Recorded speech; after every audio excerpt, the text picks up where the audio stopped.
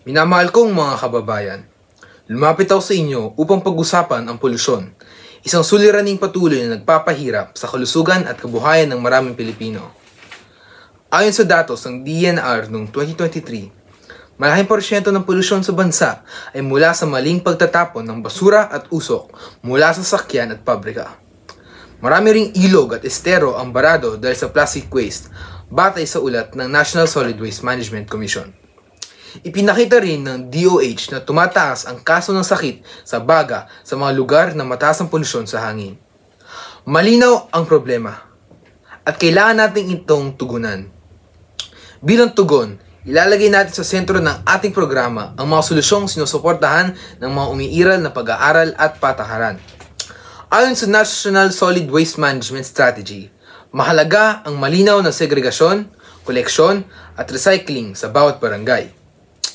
Kaya magtatayo tayo ng bagong waste management facilities at magpapalahas ng sistema ng koleksyon ng basura. Susunod tayo sa rekomendasyon ng DENR na mahigpit sa pabrika at sasakyang lumalampas sa emission standards upang mapababa ang polusyon sa hangin. Batay sa ulat ng mga City Environment Office, ang pagdadaragdag ng green spaces sa lungsod ay nakatutulong sa mas malinis na hangin at mas mababang temperatura. Kaya maglalaan tayo ng espasyo para dito. Sinusuportahan din natin ang mga ordinansya ng LGU sa pagbabawas ng single-use plastic dahil ito ang isang sa pangunahing sanhi ng baradong daluyan ng tubig. Kailangan ang pakikibahagi ng bawat mamamayan. Simple pero makabuluhan ang mga hakbang ng makatutulong. Itapon ninyo ang basura sa tamang lugar. Bawasan ninyo ang paggamit ng plastic. Mahilahok kayo sa mga cleanup drive sa inyong komunidad.